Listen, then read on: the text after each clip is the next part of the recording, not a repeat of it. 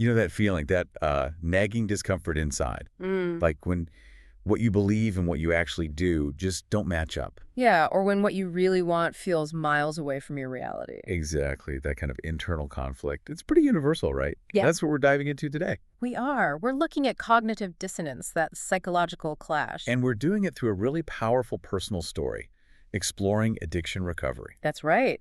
We've got these two amazing connected accounts, A Mind at War, Conquering Cognitive Dissonance by someone named Denzel. And The Domino Effect of Recovery by Denzel Ray. Yeah, same person, different perspectives maybe. They give this incredibly raw, honest look at battling those inner demons and, finding a way through. So our goal here for you listening is to get beyond just the definition of cognitive dissonance. Mm. We want you to grasp how it shows up, what it really feels like. And how structured help, plus this idea of radical surrender and community, how that can lead to huge personal change. Yeah, you'll get some, I think, surprising insights, especially about admitting you can't manage things and how healing one person can, ripple outwards. Okay, so let's dig into that internal war first. Cognitive dissonance. Right. It's that psychological thing, the discomfort you feel when you hold, say, two conflicting beliefs. Or maybe your beliefs clash with your actions. It creates this real tension, doesn't it? A significant tension. Yeah. Your mind basically wants to resolve it. And Denzel's story gives us such a clear, painful example. Oh, so?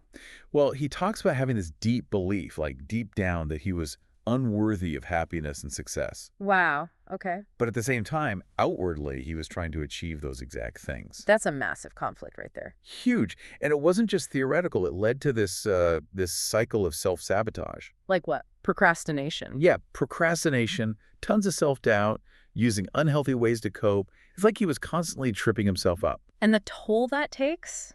It's immense. Denzel really details the emotional weight of it. What did he mention? Oh, confusion, frustration, shame, guilt. Feeling totally inadequate. That sounds exhausting. It completely wore down his self-esteem, led to isolation, made it hard to connect with people meaningfully. And it wasn't just mental, was it? Not at all. The body keeps the score, right? Yeah. He talks about chronic fatigue, not being able to sleep, digestive issues, Uh-huh. all stemming from that constant internal stress. It really highlights that mind-body connection. It sounds like an impossible way to live. And for him, that battle, that dissonance, got tangled up with addiction. So let's shift to Denzel Ray's account. How did he start breaking free?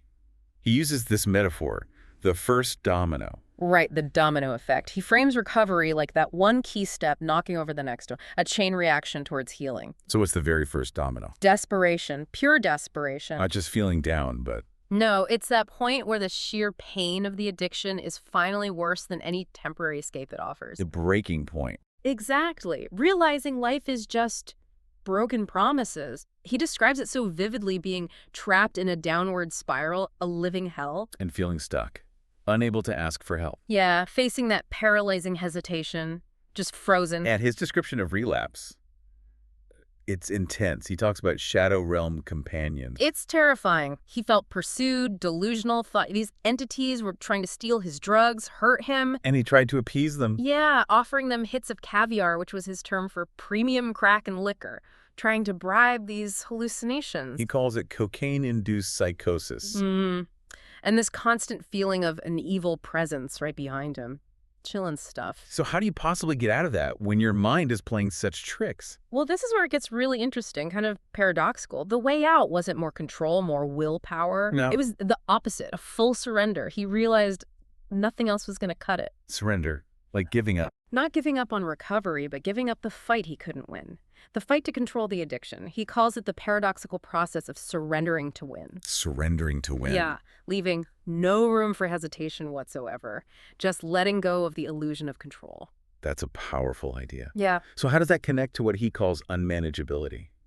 It connects directly. The surrender comes from finally facing the unmanageability. Yeah. He describes how every single attempt he made to moderate, to control his use, it just failed. Utterly. Relationships destroyed. Finance, all of it. Relationships in tatters, finances ruined, mental health just gone. He said it felt like trying to hold back the tide with my bare hands. Impossible. So recognizing that impossibility. Yeah. That's the key. That's the first domino falling. Admitting life is unmanageable, this vast pool of nothingness, as he put it sometimes, and admitting he was powerless over the addiction, that deep desperation forces the surrender. Okay, so the first domino, desperation, facing unmanageability, surrender is down. What happens next? The healing journey starts. It begins. But, and this is important, Denzel emphasizes it wasn't smooth sailing. Right. Challenges, setbacks. Even relapses. Healing isn't usually a straight line. And that cognitive dissonance, it can hang around, try to pull you back into old ways. But he found tools, right? Things that helped fight that dissonance. Definitely. He talks a lot about therapy, cognitive behavioral therapy, CBT. How did CBT help specifically? It helped him identify those really ingrained negative thought patterns, the automatic ones. Like the I'm unworthy belief. Exactly. CBT gave him ways to challenge those thoughts, to actually look at the evidence, see if they're irrational, and then replace them with more realistic, healthier ones. So actively breaking that self-sabotage cycle. Mm-hmm. Systematically. And chipping away at the dissonance that fueled it. And there was another therapy too, DBT. Yes, Dialectical Behavior Therapy. This was more about skills, mindfulness techniques, learning how to regulate intense emotions. So managing the feelings without getting swept away. Precisely. Developing self-awareness, acceptance, and finding healthier ways to cope when things got tough, when those internal conflicts flared up. It's about balancing acceptance and change. Makes sense. But it wasn't all just individual work, was it? He mentions fellowship. Oh, absolutely crucial. He stresses the crucial role of Cocaine Anonymous. What did he find there? It was where he really understood the depth of his addiction, what he called the disease of seeking ease and comfort. Seeking ease and comfort. That sounds relatable, but how is it a disease? It's about that relentless avoidance of any discomfort, even necessary discomfort, driving harmful choices. It becomes as damaging as the substance itself. Okay. And seeing other people who seemed hopeless, actually recovering, living fully, that was huge. Powerful. The fellowship reinforced the importance of surrender, of cleaning house, dealing with past stuff, and this idea of giving freely what was given, helping others. It was the combination, CBT, DBT, and the fellowship. Exactly. A powerful synergy, all working together to tackle that dissonance between who he wanted to be and how he was living. Okay, so let's follow that domino effect further. We've had desperation and surrender as the first domino. Right.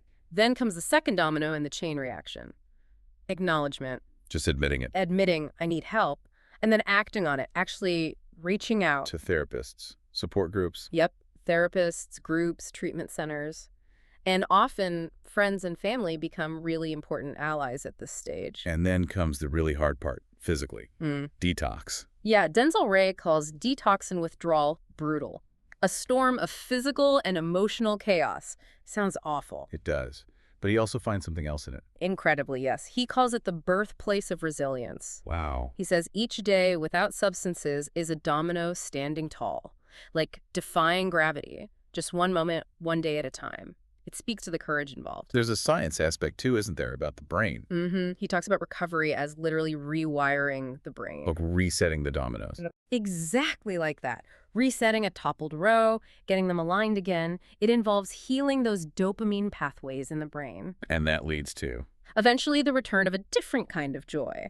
Not the artificial high, but a quieter, steadier joy. A more sustainable sense of well-being. The brain finding balance again, which reduces the biological pull towards that old dissonance. And this whole process, it's not done in isolation. No way. Recovery isn't solitary, he insists. It's a chorus of voices. A community. Sharing stories, support, even laughter. Connection builds stability, pushes back against the isolation that addiction and that internal conflict thrive on. He also talks about self-compassion. That seems really important. Hugely important. Forgiving yourself for the past, recognizing that maybe the addiction started as a desperate attempt at survival. Trying to numb the pain of that cognitive dissonance. Perhaps, yeah. And understanding that helps knock down guilt and shame, which just keep you stuck. Compassion opens the door to growth. Okay, so let's bring this together. We've journeyed through understanding cognitive dissonance, that internal clash, and then followed this recovery path, starting with that crucial radical surrender. Driven by desperation, facing unmanageability. Supported then by therapies like CBT and DBT, helping to rewire thoughts and manage emotions. And crucially, strengthened by fellowship, by community, all working to resolve that internal conflict. building resilience through connection, through self-compassion. It really paints a picture, doesn't it? It really does. Yeah. That domino effect metaphor feels so right. You see how transformation can happen, just one courageous step knocking over the next. A whole chain reaction of healing. So a final thought maybe for you listeners. Yeah, consider this.